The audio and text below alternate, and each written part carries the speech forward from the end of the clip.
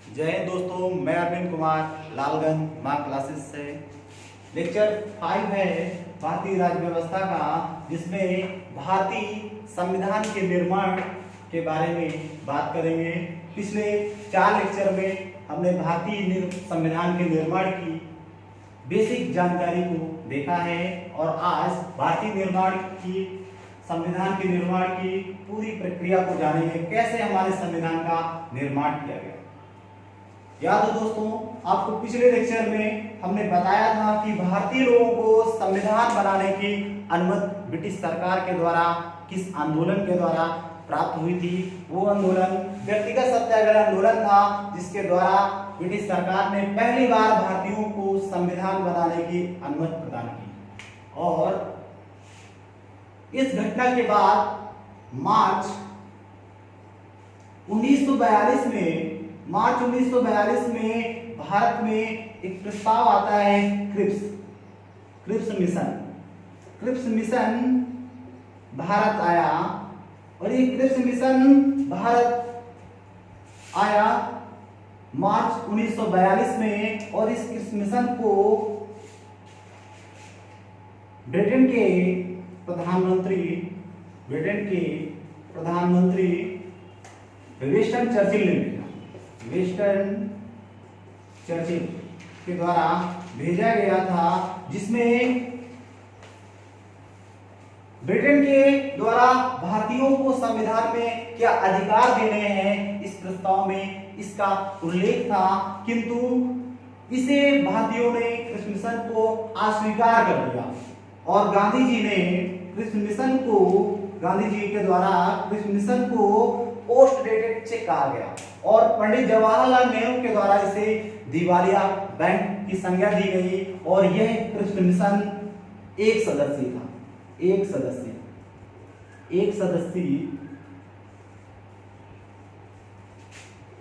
उस सदस्य का नाम था स्टेफर्ड क्रिप्स। हमारे एग्जाम में पूछता है क्रिप्स मिशन कितने सदस्य था, तो एक सदस्य था। यह मार्च 1942 में आया था और इसमें भारतीयों को क्या अधिकार देने हैं, इसका उल्लेख था, जिसको महात्मा गांधी ने पोस्ट डेटेड चेक कहा था और पंडित जवाहरलाल नेहरू ने इसे दिवालिया बैंक कहा था। और क्रिप्स मिशन को भारत से वापस कर दिया गया। और इस घटना के बाद भारत में 6 अगस्त 1942 को महाराष्ट्र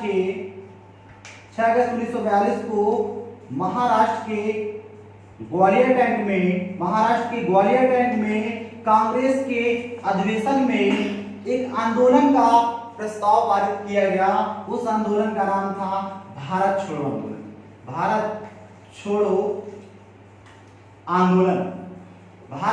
आंदोलन का प्रस्ताव 6 अगस्त 1942 को महाराष्ट्र के ग्वालियर टैंक में पारित किया गया। इसके अध्यक्ष मौलाना अबुल कलाम आजाद थे।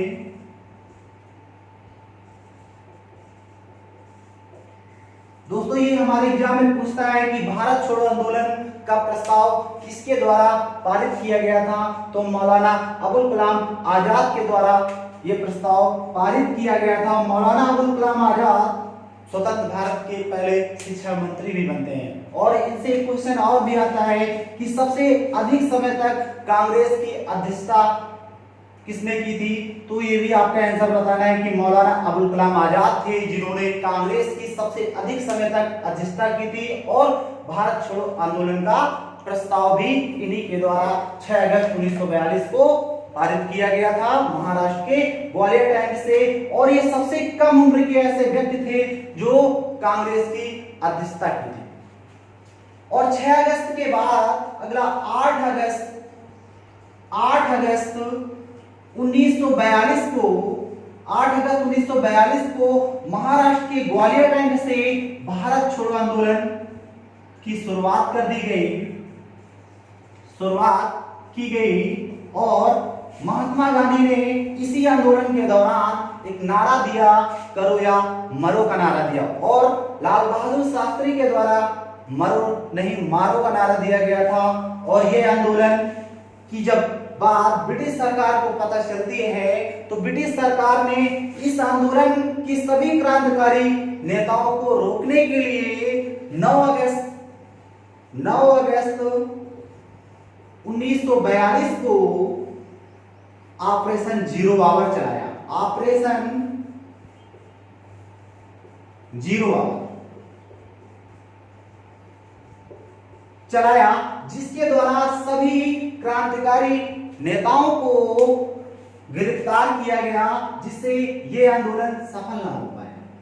ब्रिटिश सरकार ने थोड़े ही समय में अगली ही डेट को ऑपरेशन जीरो आवर चला के सभी बड़े क्रांतिकारी नेताओं को गिरफ्तार करके अलग अलग जेल में सभी को रखा गया, जिसमें महात्मा गांधी को पुणे के आगा खां पैलेस में रखा गया, जवाहरलाल नेहरू को मुंबई के अहमदनगर में रखा गया। इस तरह कई सारे क्रांतिकारी नेताओं को गिरफ्तार किया गया और सभी को अलग अलग जिलों में रखा गया। तो ये भारत छोड़ो आंदोलन के बाद, याद हो दोस्तों, इस आंदोलन के बाद एक दुनिया में ऐसी घटना होती है और इसी घटना को आपको पता होना चाहिए। इस आंदोलन का दोस्तों एक और भी नाम दिया गया था, अगस्त क्रांति भी कहा जाता है। भारत छोड़ो आंदोलन को अगस्त क्रांति के नाम से भी हम जानते हैं। अगस्त क्रांति आपसे एग्जाम में भारत छोड़ो आंदोलन के बारे में ये भी पूछा जा सकता है, अगस्त क्रांति के नाम से किस आंदोलन को जाना जाता है, तो ये भारत छोड़ो आंदोलन को ही अगस्त क्रांति के नाम से ही जाना जाता है। और इस आंदोलन के बाद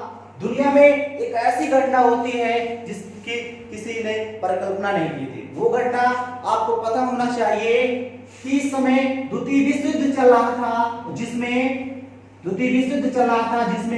आपको पता होना चाहिए 6 अगस्त 1945 को अमेरिका ने जापान के हिरोशिमा पे परमाणु बम गिराया और 9 अगस्त को नागासाकी में परमाणु बम गिराने के बाद पूरे यूरोप में जब ये पता चला कि जापान ने क्या किया, 15 अगस्त 1945 को समर्पण कर दिया, सिलेंडर कर दिया।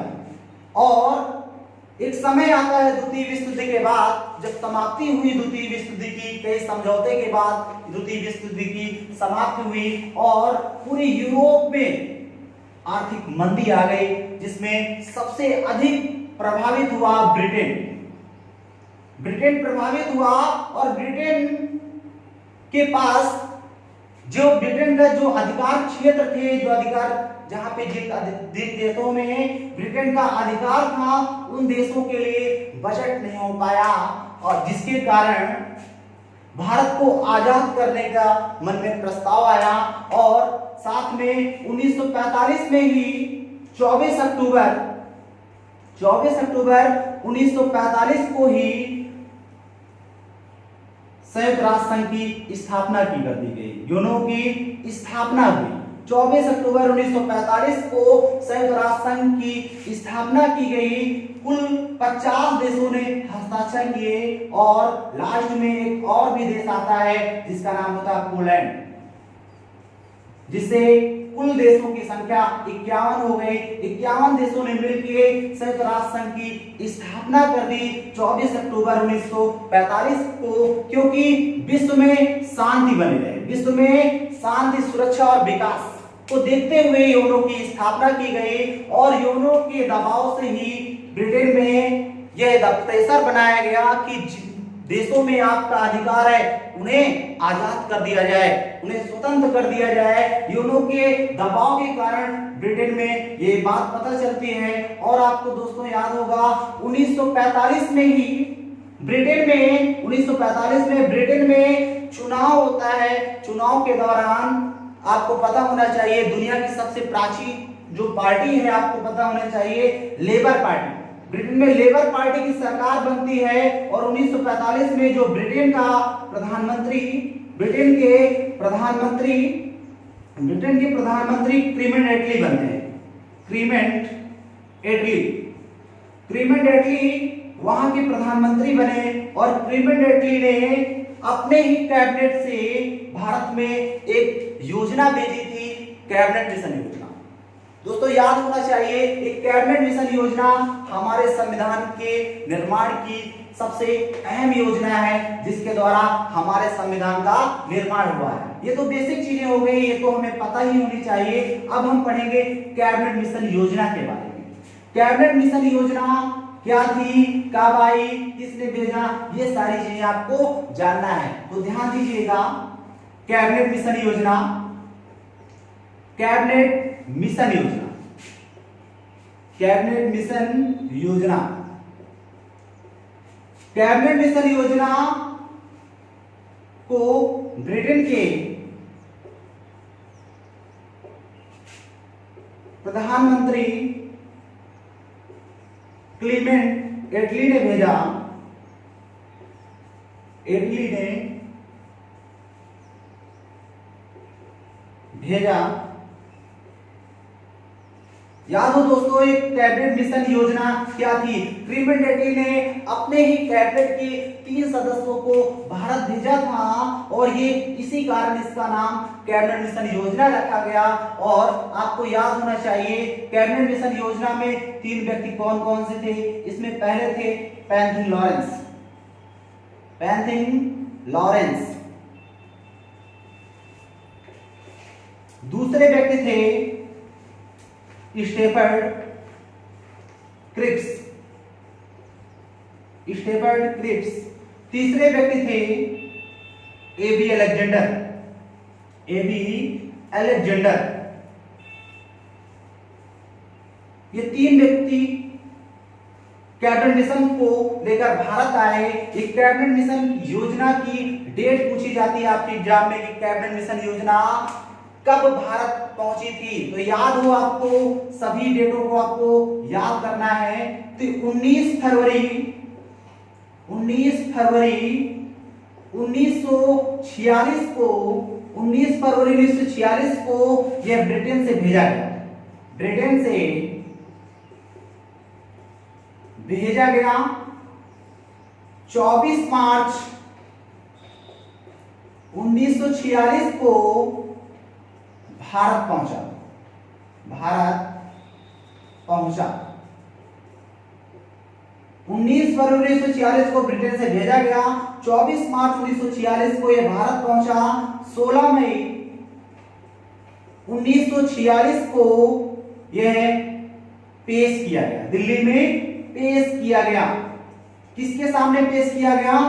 कांग्रेस और मुस्लिम लीग के सामने ये पेश किया गया। कांग्रेस की समय अध्यक्ष आपको पता होना चाहिए मौलाना अबुल कलाम आजाद थे और मुस्लिम लीग के अध्यक्ष मोहम्मद अली जिन्ना। दोनों के सामने जब कैबिनेट मिशन को पेश किया गया और दोनों ने इसका बहिष्कार कर दिया। 29 जून 1946 को कैबिनेट मिशन को भारत से वापस कर दिया गया।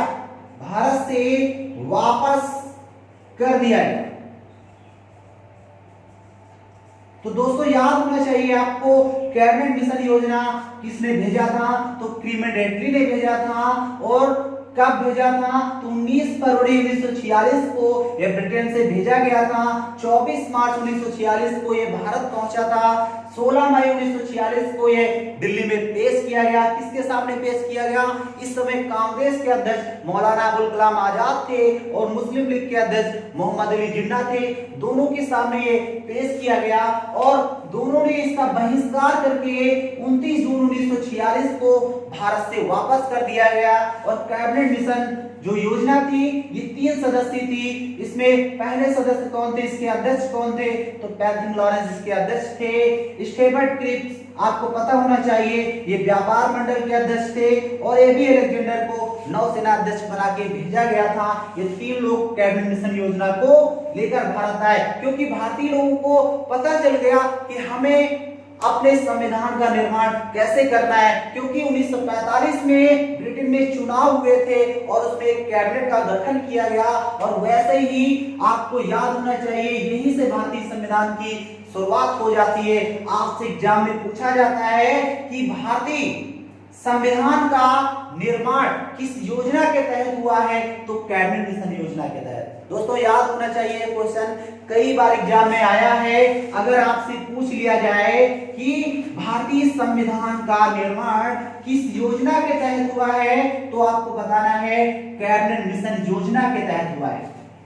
ये आपको कुछ चीजें आपको नोट करनी है। भारतीय संविधान का निर्माण, भारतीय संविधान का निर्माण, भारतीय संविधान का निर्माण कैबिनेट मिशन योजना के तहत किया गया है। अगर आपसे पूछता है भारतीय संविधान का निर्माण किस कानून के द्वारा हुआ है, तो ध्यान दीजिएगा, अगर योजना पूछता है, योजना अगर पूछता है तो बताना है कैबिनेट मिशन योजना, कैबिनेट मिशन योजना। अगर पूछता है कानून पूछता है तो आपको क्या बताना है? आपको बताना है कि भारत शासन अधिनियम, भारत शासन अधिनियम 1935। ये दो फैक्ट आपको दोस्तों याद रखना है। अगर आपसे पूछा जाता है कि भारतीय संविधान का निर्माण किस योजना के तहत हुआ है, तो कैबिनेट मिशन योजना के तहत हुआ है। अगर आपसे पूछा जाता है किस एक्ट के द्वारा हुआ है, कानून के द्वारा हुआ है, तो भारत शासन अधिनियम 1935। ये एक ऐसा कानून था, अंग्रेजों के द्वारा बनाया गया था 1935 में, जिसे संविधान के 2/3 भाग में शामिल किया गया है। हमारा जो संविधान है, संविधान का 2/3 भाग इसी कानून के द्वारा बनाया गया है। और ये संविधान का सबसे बड़ा स्रोत कहलाता है। अगर आपसे पूछा जाए संविधान के 80% भाग पे किसका उल्लेख है, तो भारत शासन अधिनियम 1935। और किस योजना के द्वारा तैयार किया गया हमारा संविधान, तो कैबिनेट मिशन योजना के तहत किया गया। और कैबिनेट मिशन योजना क्या थी कि क्रीमेंट एक्ट ने अपने ही कैबिनेट के 3 सदस्यों को भारत में भेजा था। वो व्यक्ति कौन कौन से थे? पैथिक लॉरेंस, एबी अलेक्जेंडर और स्टेफर्ड क्रिप्स। और कैबिनेट मिशन भारत कब भेजा गया? 19 फरवरी 1946 को ये ब्रिटेन से भेजा गया था और 24 मार्च 1946 को ये भारत पहुंची थी। 16 मई 1946 को दिल्ली में मुस्लिम लीग और कांग्रेस के अध्यक्ष के सामने पेश किया गया और 29 जून 1946 को इसे भारत से वापस कर दिया गया। तो ये चीजें दोस्तों आपको याद रखना है। यही से भारतीय संविधान का मूल जो शुरुआत होती है यहीं से होती है। यहां से दोस्तों बहुत सारे क्वेश्चन बनते हैं जिन्हें हमें अच्छे से याद रखना है। अब आगे के जो हमारे जो फैक्ट हैं, जो पॉइंट हैं, उन्हें हमें विशेषकर याद रखना है। तो ध्यान दीजिएगा, यहां से कई सारे क्वेश्चन आपके एग्जाम में पूछे जाएंगे। तो दोस्तों आगे देखते हैं हम। कैबिनेट मिशन के बाद जब भारतीय लोगों को पता चल गया कि हमें कैबिनेट मिशन के तरह ही हमें एक अपना कैबिनेट बनाना है, निर्वाचन करना है अपने ही देश में और संविधान सभा का गठन करना है दोस्तों, तो क्या होता है? जब 29 जून 1946 को कैबिनेट मिशन को भारत से वापस कर दिया गया, तो 1 जुलाई 1946 को 1 जुलाई 1946 को संविधान सभा का निर्वाचन हुआ। संविधान सभा का निर्वाचन, संविधान सभा का निर्वाचन कराया गया। दोस्तों ध्यान दीजिएगा, आपसे एग्जाम में पूछा जाता है संविधान सभा का निर्वाचन कब हुआ था, तो 1 जुलाई 1946 को संविधान सभा का निर्वाचन किया गया। कैसे किया गया? अनुपातित प्रणाली में किया गया। इसका निर्वाचन किस पद्धति के द्वारा हुआ? अनुपातित प्रतिनिधि पद्धति के द्वारा इसका चुनाव कराया गया। और आपको पता होना चाहिए इसमें कुल 296 सीटें रखी गई। प्रत्येक क्षेत्र के 10 लाख जनसंख्या पर एक सीट को रखा गया और कुल 296 सीटों पर मतदान हुआ, जिसमें आपको याद होगा दोस्तों, जिसमें 208 सीट कांग्रेस ने जीती, 208 सीटें जो कांग्रेस ने जीती और 73 मुस्लिम लीग, 73 सीटें मुस्लिम लीग को मिली और 15 अन्य। दोस्तों ये याद रखना है आपको कि जब 296 सीटों का मतदान हुआ, संविधान सभा का निर्वाचन हुआ, जिसमें 208 कांग्रेस, 73 मुस्लिम लीग और 15 अन्य, ये था आपको डाटा, ये चीजें भी आपको याद रखना है। और बाद में 93 देसी रियासत, 93 देसी रियासत से सदस्य आए, रियासत के सदस्य आपको याद होना चाहिए। इस तरह संविधान सभा में कुल 389 सदस्य हुए। संविधान सभा में कुल सदस्यों की संख्या 389 हो गई। दोस्तों याद रखना है, जिसमें अक्सर आपके एग्जाम में इस तरह पूछा जाता है कि 292 सदस्य कहां से, ब्रिटिश प्रांत से। 292 सदस्य ब्रिटिश प्रांत से हुए और 4 कमिश्नरी प्रांत, 4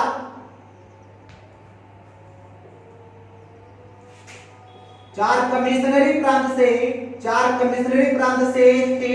4 कमिश्नरी प्रांत जान लीजिए कौन कौन से थे। दिल्ली,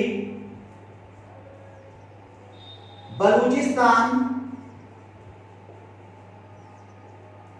अजमेर और एक कर्नाटक का कुल्लू जिला। ये 4 कमिश्नरी प्रांत थे, इनको भी आपको याद रखना है। और दोस्तों 93 देसी रियासत, 93 देसी रियासत, अगर इनको हम टोटल करते हैं तो हमारे संविधान सभा में 389 सदस्य निर्वाचित होते हैं, जिसमें सबसे ज्यादा सीटें आपको याद होना चाहिए कांग्रेस ने पाई। और ये था डाटा हमारा संविधान सभा का निर्वाचन।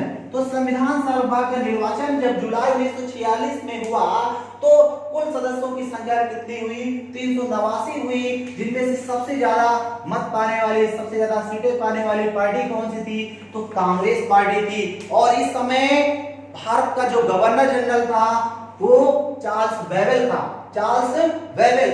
और याद हो दोस्तों, चार्ल्स वेवेल ने जो पार्टी सबसे अधिक सीटें पाई थी और उसको आमंत्रित किया कि अपने एक मंत्रिमंडल का गठन कर ले।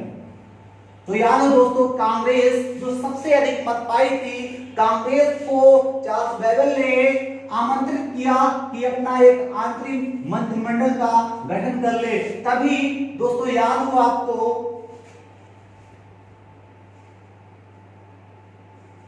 2 सितंबर 1946 को जुलाई में चुनाव हुआ और सितंबर में 2 सितंबर 1946 को आंतरिक मंत्रिमंडल का गठन किया गया। आंतरिक मंत्रिमंडल का गठन किया गया। याद रखिए, इस आंतरिक मंत्रिमंडल में शुरुआत में मुस्लिम लीग शामिल नहीं हुई, किंतु मुस्लिम लीग इस आंतरिक मंत्रिमंडल में, इधर लिख देते हैं दोस्तों, याद रखिएगा, 26 अक्टूबर 1946 को आंतरिक मंत्रिमंडल में मुस्लिम लीग भी शामिल हुई। निर्वाचन में तो शामिल हुई थी, किंतु आंतरिक मंत्रिमंडल में भी मुस्लिम लीग शामिल हुई। वो डेट भी आपको याद रखना है, 26 अक्टूबर 1946 को मुस्लिम लीग आंतरिक मंत्रिमंडल में शामिल होती है और मुस्लिम लीग के कुल सदस्यों को भी मंत्री बनाया जाता है। तो देखते हैं कौन से मंत्री थे, इनको जानना है। पहले आपको याद रखना है प्रधानमंत्री और विदेश मंत्री। प्रधानमंत्री और विदेश मंत्री किसे बनाया जाता है, तो पंडित जवाहरलाल नेहरू को बनाया जाता है। जवाहरलाल नेहरू को बनाया जाता है प्रधानमंत्री व विदेश मंत्री। तो याद हो दोस्तों, कभी कभी हमारे एग्जाम में पूछता है कि भारत के पहले विदेश मंत्री कौन थे, तो पंडित जवाहरलाल नेहरू विदेश मंत्री भी थे, ये प्रधानमंत्री के साथ साथ विदेश मंत्री भी रहे। और याद हो दोस्तों, एक क्वेश्चन और भी इनसे पूछता है, विदेश नीति का जन्मदाता किसे कहा जाता है? तो पंडित जवाहरलाल नेहरू को विदेश नीति का जन्मदाता माना जाता है। और दूसरे मंत्री आपको याद होना चाहिए, गृह व सूचना प्रसारण मंत्री। सूचना प्रसारण मंत्री कौन थे? तो ये आपको याद होना चाहिए, सरदार वल्लभ भाई पटेल। सरदार वल्लभ भाई पटेल, ये भी आपको याद रखना है। तीसरे आपको वित्त मंत्री। वित्त मंत्री आपको याद होना चाहिए लियाकत अली। लियाकत अली बाद में ये पाकिस्तान चले जाते हैं और पाकिस्तान के पहले प्रधानमंत्री भी बने। चौथे आपको कृषि मंत्री, खाद्य एवं कृषि मंत्री डॉक्टर राजेंद्र प्रसाद को बनाया जाता है।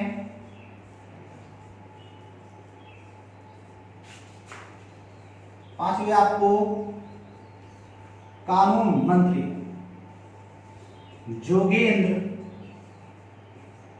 नाथ मंडल। ये दोस्तों याद रखिएगा, आंतरिक मंत्रिमंडल में कानून मंत्री जोगेंद्रनाथ मंडल थे, जबकि स्वतंत्र भारत के कानून मंत्री भीमराव अम्बेडकर को बनाया जाता है। तो यहाँ पे दोस्तों कंफ्यूजन बहुत ज्यादा होता है, अगर आंतरिक सरकार में पूछे, आंतरिक मंत्रिमंडल में पूछे तो जोगेंद्रनाथ मंडल को बताना है। और ध्यान दीजिएगा, अगला है रेल मंत्री। रेल मंत्री बनाया जाता है अरुणा आसफ अली। अरुणा आसफ अली को बनाया जाता है। अरुणा आसफ अली को बनाया जाता है। और अगला है आपका वाणिज्य मंत्री। वाणिज्य मंत्री किसे बनाया जाता है? आई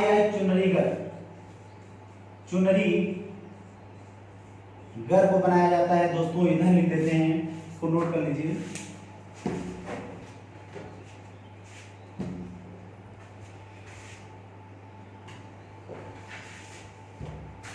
अगला है इधर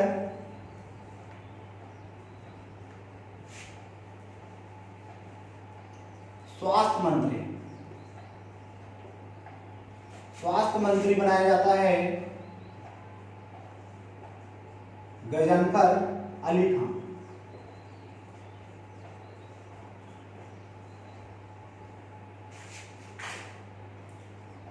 अगला है कार्य एवं संचार मंत्री। कार्य एवं संचार मंत्री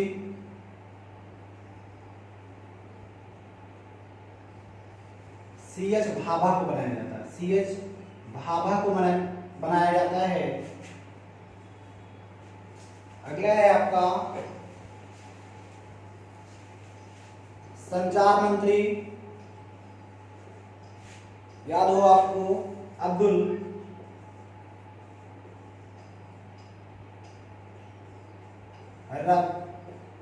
नस्तर को बनाया जाता है। ये कुछ मंत्रियों के बारे में आपको याद रखना है कि आंतरिक मंत्रिमंडल में दोस्तों प्रधानमंत्री किसे बनाया जाता है, गृह एवं सूचना मंत्री किसको बनाया जाता है, वित्त मंत्री किसको बनाया जाता है, और कृषि मंत्री किसको बनाया जाता है, कानून मंत्री, रेल मंत्री, वाणिज्य मंत्री, संचार मंत्री, कार्य मंत्री, स्वास्थ्य मंत्री। आपको सबसे ज्यादा एग्जाम में आता है दोस्तों, इनको भी याद रखिएगा, ये आपके रक्षा मंत्री। रक्षा मंत्री बलदेव सिंह को बनाया जाता है।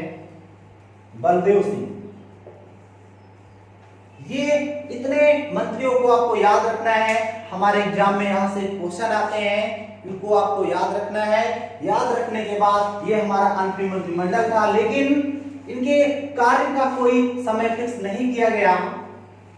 इनके कार्य का कोई समय फिक्स नहीं किया गया, क्योंकि मुस्लिम लीग इससे पहले प्रत्यक्ष कार्यवाही कर चुकी थी।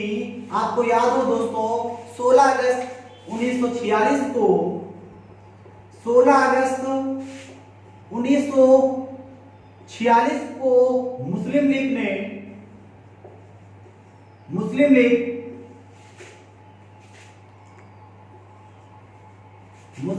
ने प्रत्यक्ष कार्यवाही की।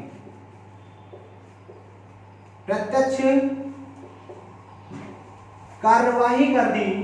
आपसे एग्जाम में पूछा जाता है मुस्लिम लीग के द्वारा सीधी या प्रत्यक्ष कार्यवाही कब की गई, तो 16 अगस्त 1946 को मुस्लिम लीग के द्वारा सीधी व प्रत्यक्ष कार्यवाही की गई, जिसके द्वारा ये मांग कर दी गई कि हमें भी एक अपना संविधान बनाना है, हमें भारत के साथ नहीं रहना है। ये मुस्लिम लीग ने सीधी या प्रत्यक्ष कार्यवाही कर दी कि हमें भारत के साथ नहीं रहना है, एक अलग देश चाहिए, हम अपना अलग संविधान बनाएंगे। तभी आपको याद होना चाहिए, अभी तो इस समय विभाजन देश में नहीं होता है, इसके बाद आंतरिक मंत्रिमंडल का गठन किया जाता है 2 सितंबर 1946 को। 2 सितंबर 1946 को जब आंतरिक मंत्रिमंडल का गठन किया जाता है दोस्तों, तो याद हो आपको, जब गठन के पश्चात क्या होता है, हमारे संविधान सभा का गठन होता है। अब संविधान सभा का गठन, दोस्तों याद हो, संविधान सभा का अगर आपसे निर्वाचन पूछता है तो जुलाई 1946 बताना है। कुल सदस्यों की संख्या 389, जिसमें से 292 सदस्य ब्रिटिश प्रांत से, 4 कमिश्नरी प्रांत से और 93 देसी रियासत से सदस्य थे। और आंतरिक मंत्रिमंडल के इसके बाद हमारा गठन हुआ, और इसके बाद हमारे संविधान सभा का गठन हुआ दोस्तों। याद हो 6 दिसंबर, वो डेट क्या थी, 6 दिसंबर 1946। 6 दिसंबर 1946 को संविधान सभा का गठन किया जाता है। वो स्थान क्या है, स्थान बहुत पूछता है कि संविधान सभा का और गठन कहाँ हुआ, और उसी स्थान पे संविधान सभा की बैठकें होती हैं। तो याद होना चाहिए वो स्थान है दिल्ली में, दिल्ली के चेंबर्स ऑफ पुस्तकालय भवन। तो याद हो, दिल्ली के चेंबर ऑफ पुस्तकालय भवन में 6 दिसंबर 1946 को संविधान सभा का गठन कर दिया गया। और संविधान सभा में निर्वाचित सदस्यों की संख्या कितनी है, 389। और जब गठन हो गया तो गठन करने के बाद संविधान सभा की पहली बैठक, दोस्तों याद रखिएगा, कई बार एग्जाम में आती है, ये क्वेश्चन पूछा जाता है कि संविधान सभा की पहली बैठक कब हुई थी। तो याद रखना वो डेट क्या थी, 9 दिसंबर 1946।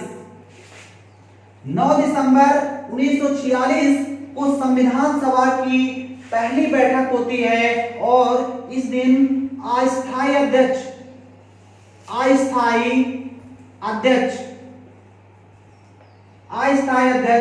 डॉक्टर सच्चिदानंद सिन्हा को बनाया जाता है। सच्चिदानंद सिन्हा को अस्थायी अध्यक्ष के रूप में इस दिन नियुक्त किया जाता है। दोस्तों ये कई बार एग्जाम में आया हमारे क्वेश्चन कि पूछा गया है संविधान सभा की पहली बैठक कब हुई थी और इस दिन क्या कार्य हुआ था। तो इस दिन अस्थायी अध्यक्ष के तौर पे किसे बनाया गया था, सच्चिदानंद सिन्हा को बनाया गया था। ये सच्चिदानंद सिन्हा को आपको पता होना चाहिए, ये सच्चिदानंद सिन्हा संविधान सभा के सबसे बुजुर्ग व्यक्ति थे।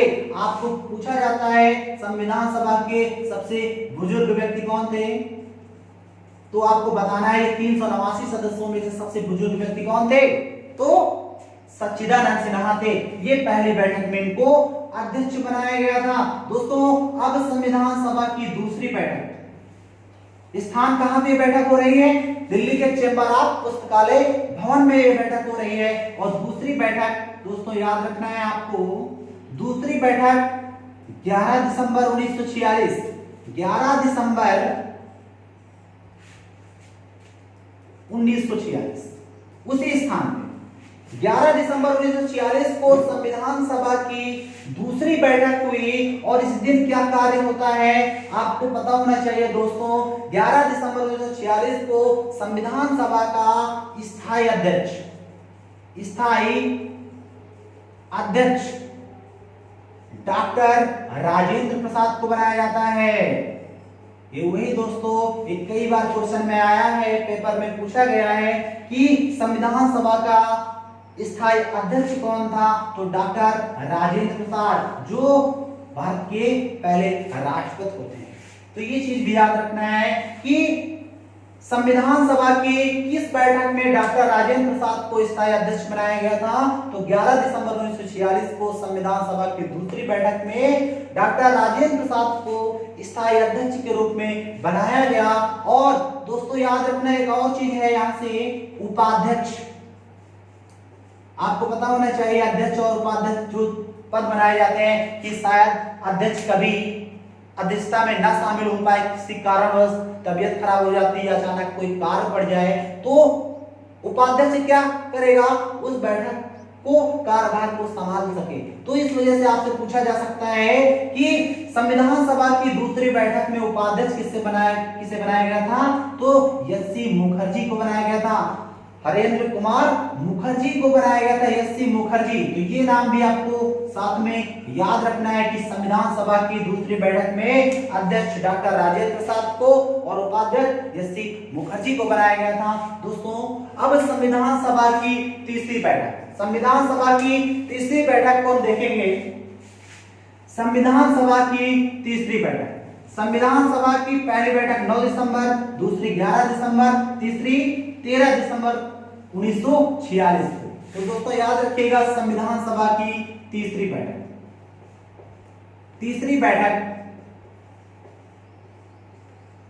13 दिसंबर 1946 उसी स्थान पे ये बैठक होती है। 13 दिसंबर 1946 को संविधान सभा की तीसरी बैठक। इसमें कार्य क्या किया गया? ये कई बार एग्जाम में ये भी पूछा गया है कि संविधान सभा की जब तीसरी बैठक होती है 13 दिसंबर 1946 को, इस दिन क्या कार्य हुआ? इस दिन पंडित जवाहरलाल नेहरू के द्वारा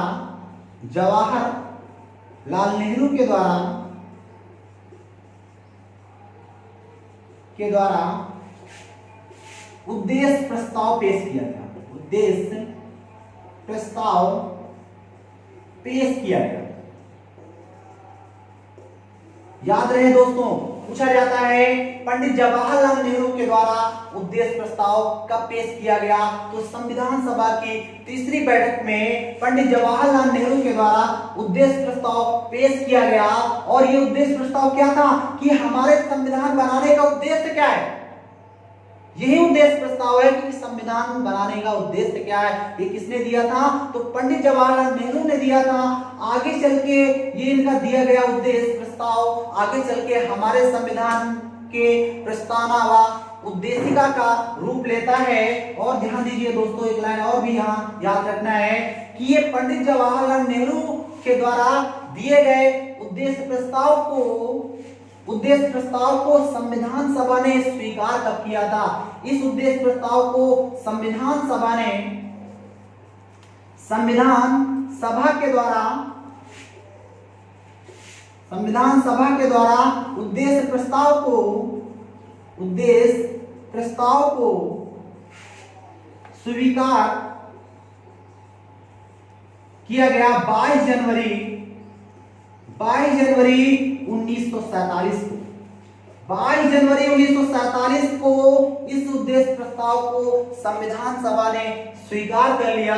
ये संविधान सभा की बैठक थी। आपको याद रखना था कि इसमें कार्य क्या हुए। और दोस्तों ध्यान देना है आपको, संविधान सभा के अध्यक्ष कौन थे? तो आपको पता होना चाहिए डॉक्टर राजेंद्र प्रसाद। अस्थायी अध्यक्ष किसको बनाया गया? सच्चिदानंद सिन्हा को। और संविधान सभा के संवैधानिक सलाहकार। अगर आपसे पूछता है संविधान सभा के सलाहकार कौन थे, तो आपको बताना है सलाहकार थे वीएन राव। वीएन राव। ये भी कई बार एग्जाम में आया कि संविधान सभा के सलाहकार कौन थे, तो वीएन राव थे संविधान सभा के सलाहकार। ये चीजें भी आपको दोस्तों याद रखना है। और संविधान सभा के अध्यक्ष और उपाध्यक्ष, ये चीजें अगर आपको याद हैं तो आप अच्छे से चीजों को जान लोगे, ठीक है ना। अगर पूछा जाए, आगे बताते हैं आपको नेक्स्ट वीडियो में, ज्यादा बड़ा वीडियो बन जाता है दोस्तों तो फिर सभी लोग देखते नहीं हैं, इस वजह से बहुत कम समय में चीजों को कवर किया जाता है। और जीएस आपको पता है कि बहुत सारी चीजें हैं जीएस में बतानी पड़ती हैं, इस वजह से टाइम ज्यादा हो जाता है दोस्तों। मैं आपको सभी चीजें बताने की कोशिश करता हूं और जिससे हमारे एग्जाम में हमें बेहतर चीजें आसान हो जाएं। इसी वजह से हमें आपको सारी चीजें बता देते हैं, क्योंकि आपको एग्जाम में अगर कोई भी चीज पूछी जाए तो आप उसको बता पाए। आजकल आपको पता है दोस्तों कि क्वेश्चन जो हमारे एग्जामों में पूछे जा चुके हैं उन पे फोकस ना करके ऐसे पॉइंट पे फोकस किया जा रहा है जो नहीं पूछे गए हैं। इतने पता है आपको दोस्तों कि इतनी बड़ी जनसंख्या में कोई भी वैकेंसी निकलती है तो लाखों करोड़ों में फॉर्म पड़ते हैं। अब सोचिए क्वेश्चन वही रखेंगे तो क्या होगा, जो बार बार आए हुए सभी लोग जानते हैं उनके बारे में, सभी लोगों ने रट लिया है, तो कुछ नए बिंदुओं पे फोकस किया जाता है और हमें जहां पे ध्यान देना है उन पे ध्यान ना देके हम क्या करते हैं, जब एग्जाम में क्वेश्चन आता है तो हम में दिक्कत होती है और हम सोचते हैं कि हमें ये भी पढ़ लेते तो शायद हमारा क्वेश्चन सही हो जाता। तो इसी वजह से हमें जीएस में कोई नहीं बता सकता है कि इस बार यही पूछेगा, ये पूछेगा, कोई नहीं बता सकता। मैं क्या, कोई भी टीचर नहीं बता पाएगा। इस वजह से दोस्तों कोशिश करिए जिस टॉपिक को हमें पढ़ना है उसके सभी बिंदुओं पे ध्यान देना है और सभी बिंदु हमारे एग्जाम की दृष्टि से क्या है, इंपॉर्टेंट है। तो इसी वजह से मैं आपको इससे जुड़ी सारी बातें बताने की कोशिश करता हूं दोस्तों। उम्मीद करता हूं ये वीडियो आपको पसंद आएगा। इस वजह से लाइक और सब्सक्राइब करिए और शेयर करिए। जय हिंद।